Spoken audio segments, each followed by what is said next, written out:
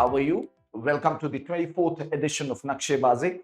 Anant Tripathi, I am back, and we are going to look at today something which is very interesting.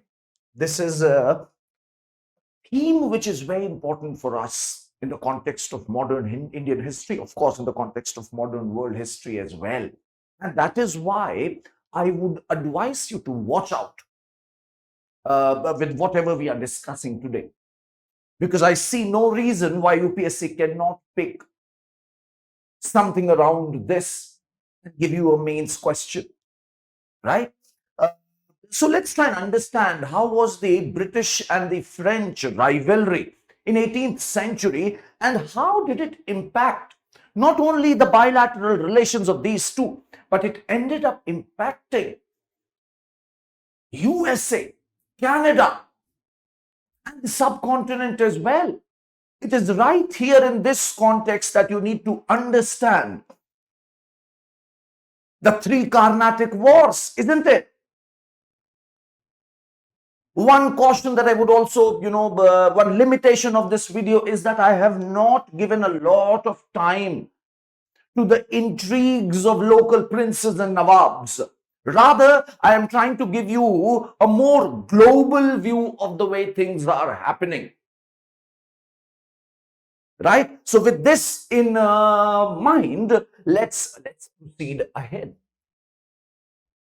So this Anglo-French rivalry of 18th century, it does deserve special attention. Right? Because especially from the people of subcontinent. Why? Because it is this rivalry which is finally decided in 1763. And it establishes the dominance of a British East India Company rather than the French East India Company. And this made a massive difference to our fortunes. So this rivalry is essential for us to understand, even to begin to understand our modern history, right?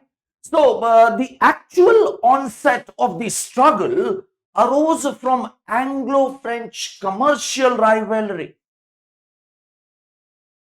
and political rivalries. And they somewhere became global conflict fought on different continents, right? It began with the War of Austrian Succession. 18th century was a period where Britain and France, they were fighting over the domination of Europe. That who will become the master of Europe, right? Britain and France. Before this, it was France and the Holy Roman Empire and Spain. They were involved. But now it was the British, the rising naval power, and having the jewel colony, right? Abhi to colony nahi aayi hai unke paas filhal. But yes, they are very aggressive. Okay, आइए बात को आगे बढ़ाते हैं. It begins with the War of Austrian Succession and ends with 7 years war. If you notice the timeline, it is during this time when Battle of Plassey takes place in India. Right? So these are themes of global importance which have an impact everywhere, including the subcontinent.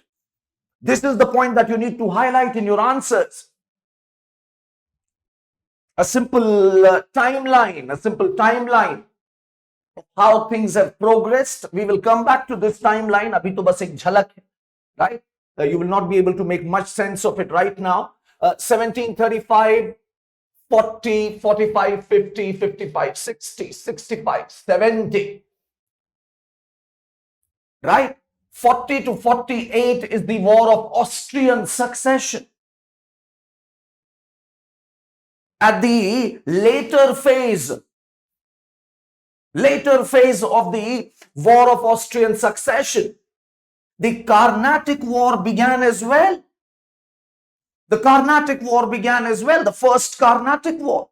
This war ends with Aix-la-Chapelle Treaty. This is the treaty. I mean, I was pleasantly surprised when I saw that UPPCS, right, UPPSC examination, they gave the prelims examination a couple of days back, and one of the questions asked them about Treaty of Aix-la-Chapelle. Right? Interesting. And then, as you can see, this is the interwar period, 48 to 56. Yet, the British East India Company and the French East India Company, they fight it out. They fight it out here in the subcontinent, in the peninsula, in the Carnatic region. They fight it out. We will come to it. Right? And then there is a diplomatic revolution which takes place in 1756, where there is a major realignment of allies. Traditional rivalries are forgotten. New alliances are made. And they once again go to war. This is called a 7 Years' War. Right? Chalo, samajhte hain, dekhte hain. And during the 7 Years' War, of course, the Third Carnatic War took place. And France was defeated in the Third Carnatic War. And they were reduced to a commercial body. Let's look into the details.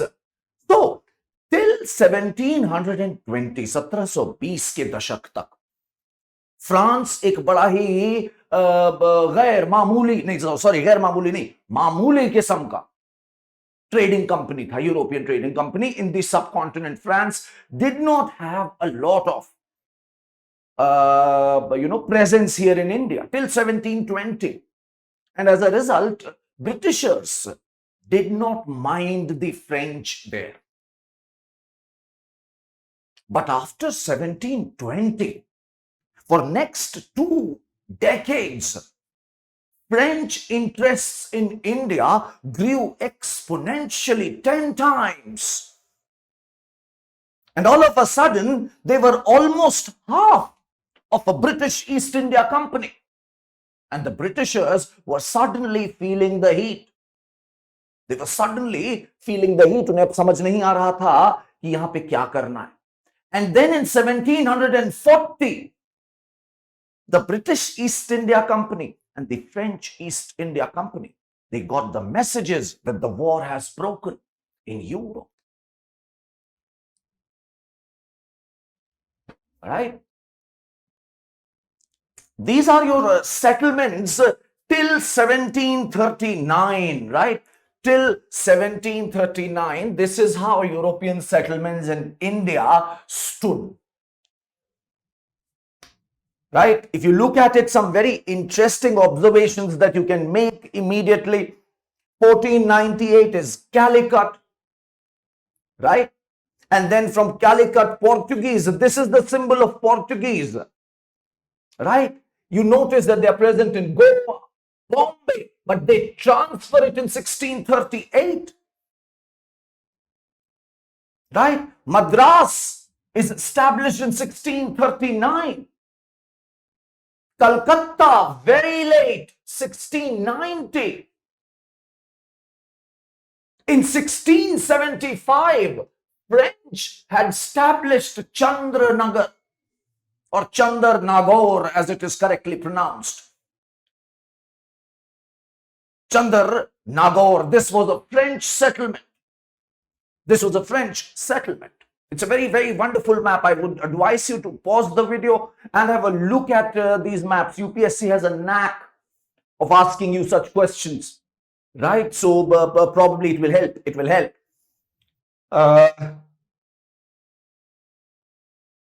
This was the first factory, Masulipatam of the French, I believe.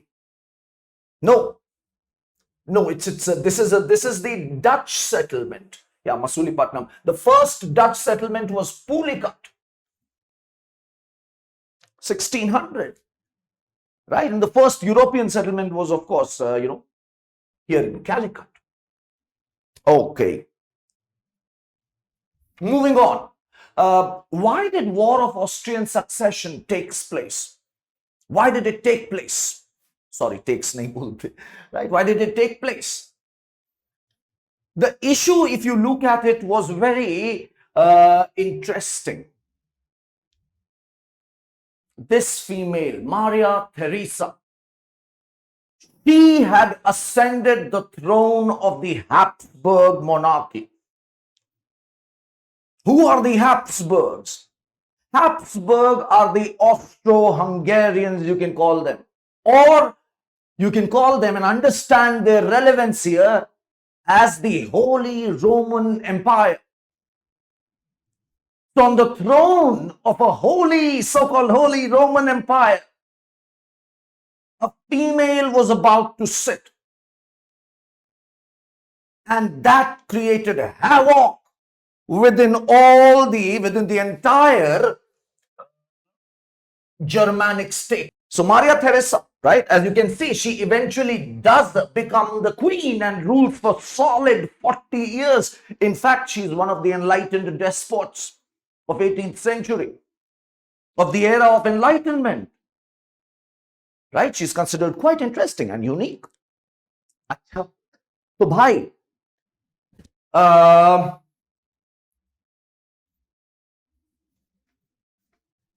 right? So this created jitters among the entire Holy Roman Empire. This is the Holy Roman Empire.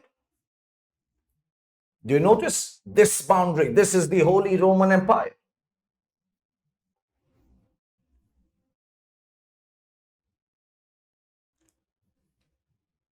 Right? This entire land was Holy Roman Empire of Central Europe. And as you can see, it has certain big states such as Austria, Hungary, Brandenburg, Hanover, Saxony, Bavaria. But countless smaller states existed here as well. There was no Germany here. There's no Italy here, as you can notice. Right? France is solidly there. England is solidly here. So these guys, they start fighting. Right? France is France, as I told you, France and Austria-Hungary, there was an intense rivalry between the Holy Roman Empire and France. There was an intense rivalry over the dominance of Europe. But now Austro-Hungarians were no longer very important. Their dominance was not very strong anymore over Central Europe. And France, in this entire succession crisis, saw an opportunity to challenge the hegemony of Holy Roman Empire and get it dissolved, which finally Napoleon does, right? So France, Prussia. What is Prussia? Have a look. This is Prussia. Prussia and Brandenburg separated by Holland-Hohenzollern lands, right? This was the name of the Prussian dynasty. Sorry. Acha, so dekho, and Bavaria as well. I mentioned Bavaria, right? So these guys ganged up. They said, the Holy Roman Empire, on the throne, a woman cannot sit.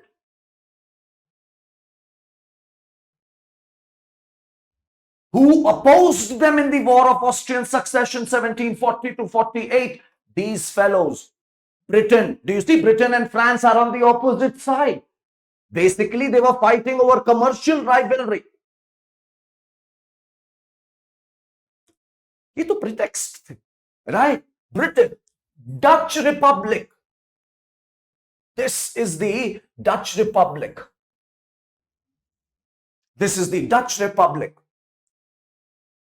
And Hanover,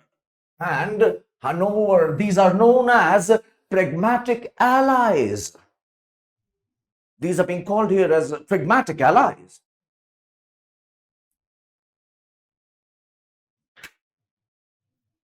In this context, right, in this context, you need to know of a man. You need to know of Joseph Francoise Dupleix.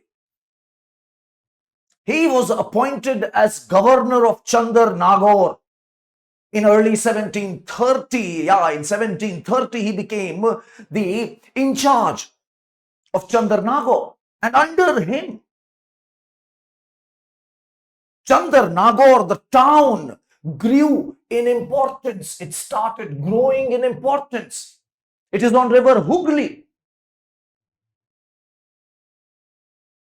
It started growing in importance.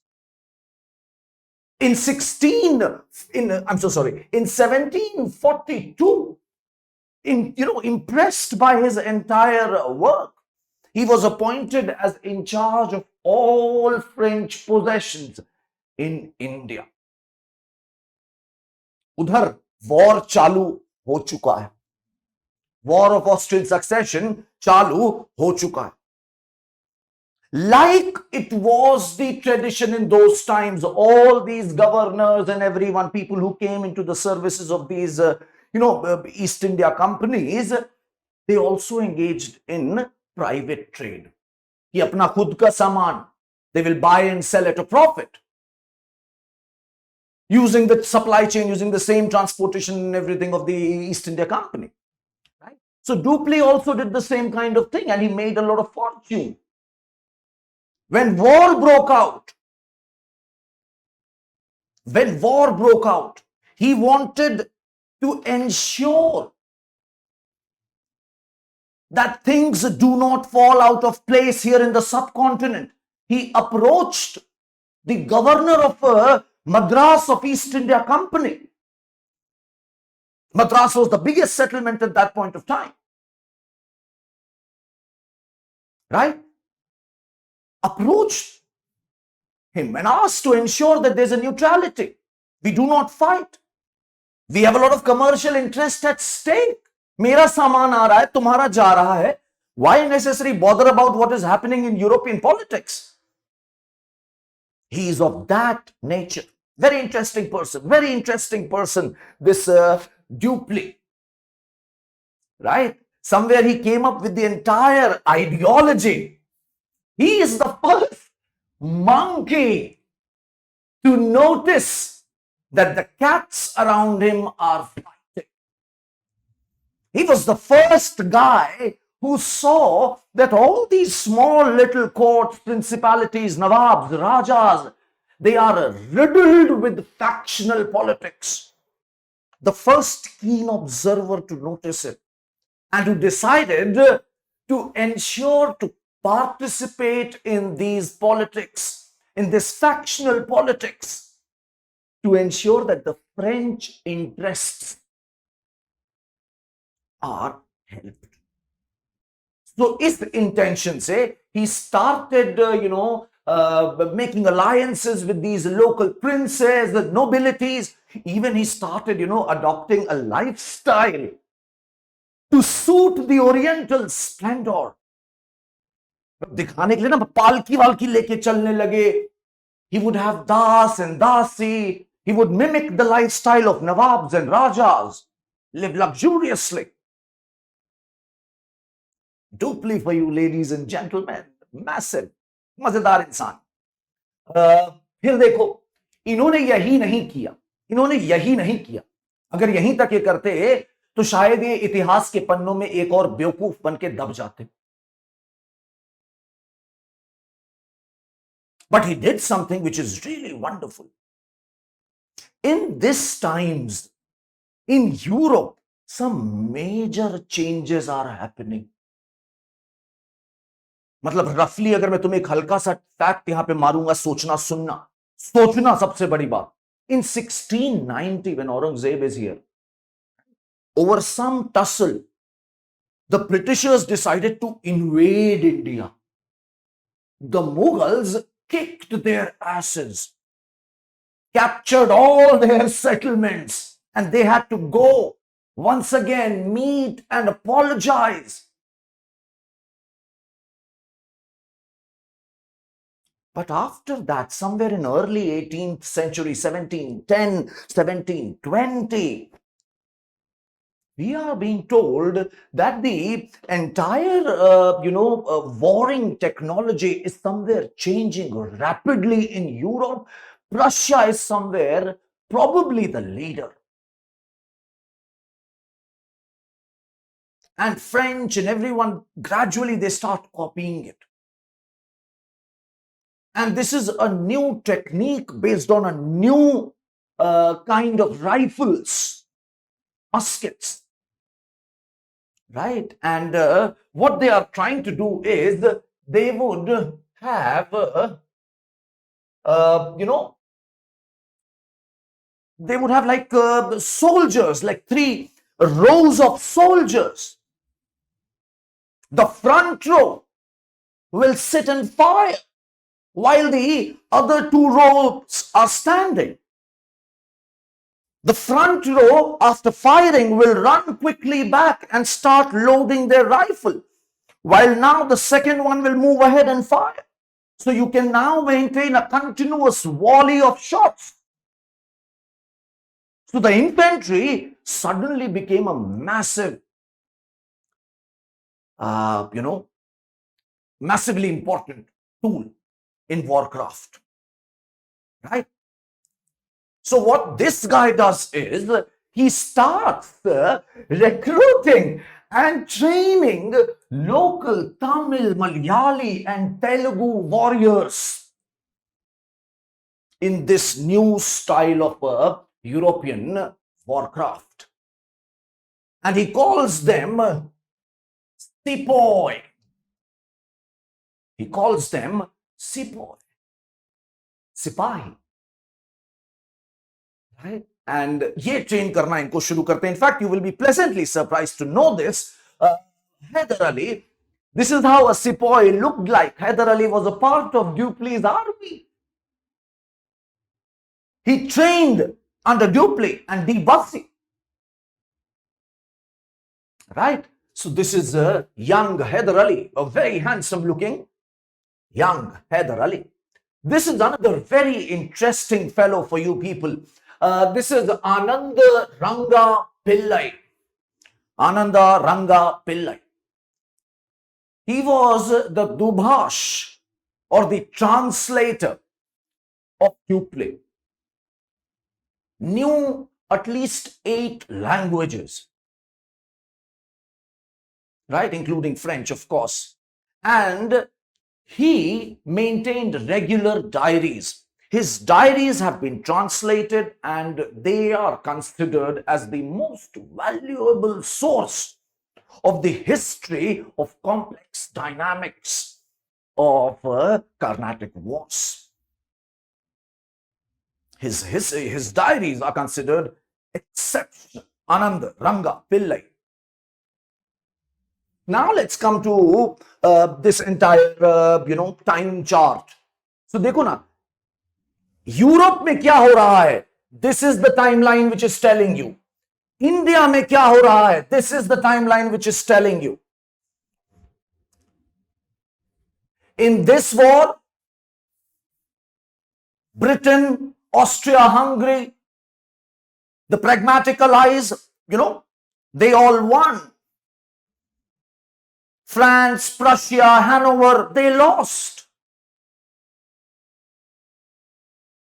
Maria Theresa continued as the empress. But not all was well. Treaty of Aix-la-Chapelle was signed, which had so many shortcomings. The issues weren't resolved. Most important of them was that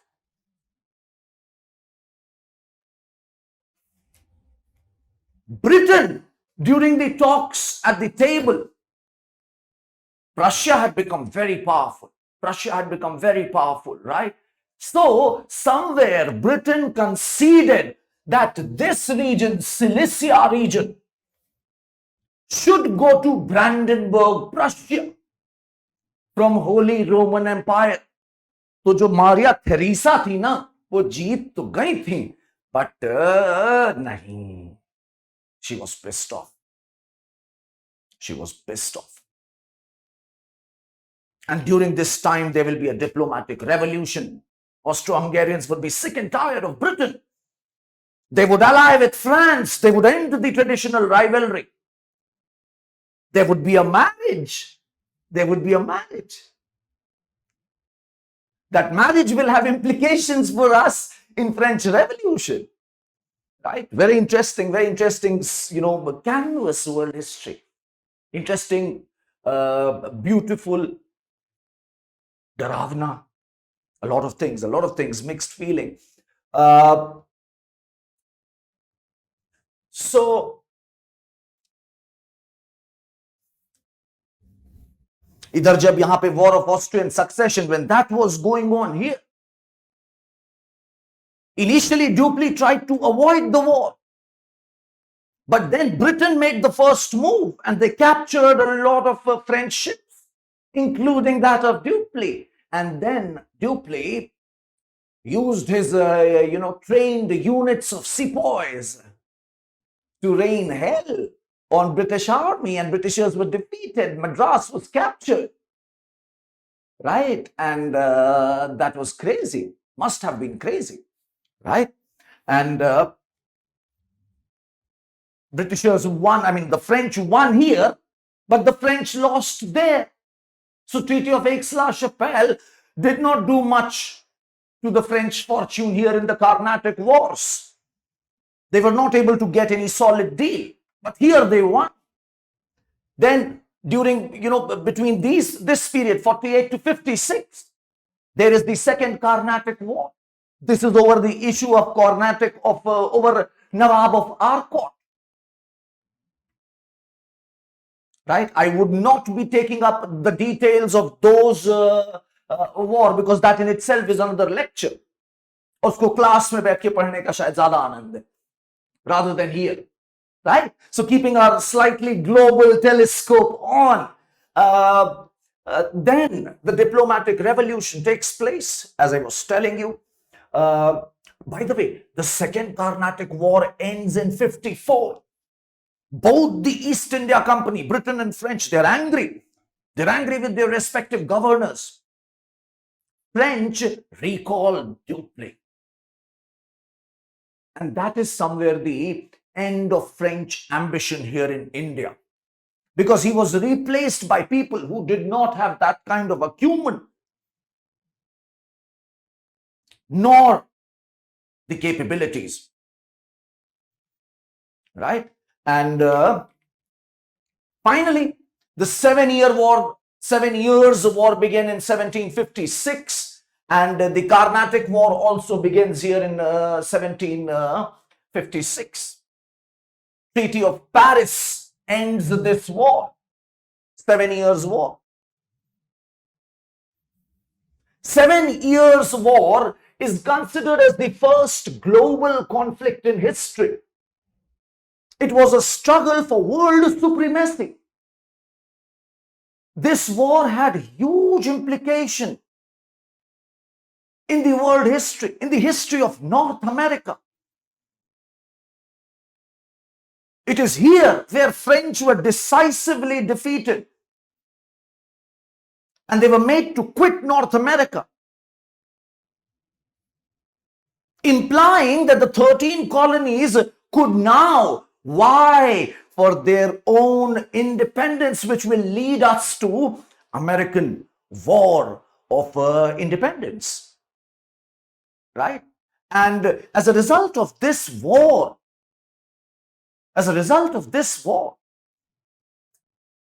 the French Bourbon monarchy will be completely ruined, which will have its own implication, leading us to French Revolution in 1789. So very important, a very important global conflict, 7 years war. It is here that the Third Carnatic War is fought.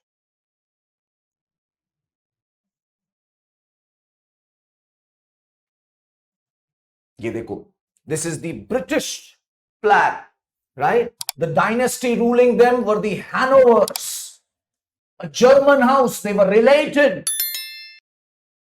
George 1, 2, 3, 4. These are Hanoverian kings of Britain, right? Then they had Prussia on their side. Now, do you see? This is the diplomatic revolution. Prussia is now on the British side. The Prussian dynasty is known as Hohenzollern, right? And of course, this is your Bavaria. I'm so sorry. This is the Hanover. Apologies. This is the flag of Hanover, right? This is the flag of Hanover. Hanover, probably. That's the correct pronunciation. This is the Bourbon, French Bourbon, right? There's a Spanish Bourbon as well. Then we have the Habsburg. अब देख रहे हो France और ये साथ में खड़े हो गए आके, पहले लड़ रहे थे. Now they are sitting as buddies. Russia, Romanov dynasty, they also joined in. Saxony, Sweden, they also joined in from the side which eventually lost. Russia emerged as the big winner here. Within of course, mainland Europe, they were the big gainers. Britain now, this is the, this is the start of a British supremacy, right? And this, it is during this time that the Carnatic Wars happen. Plassey takes place, 1757, right? Isn't it? Yeah, see? And in 1757, Britishers managed to get Bengal. And they now have Bengal's resources to go and defeat the French here in India as well. We hear of Battle of Vandy Wash. Battle of Vandy Wash during the Third Carnatic War, where the Britishers, decisively defeated the French. And now France was reduced after Treaty of Paris. France was reduced as a commercial body here in the subcontinent. And the hegemony of British East India Company here in the subcontinent will unfold. All right. God bless you all. Have fun. Keep smiling.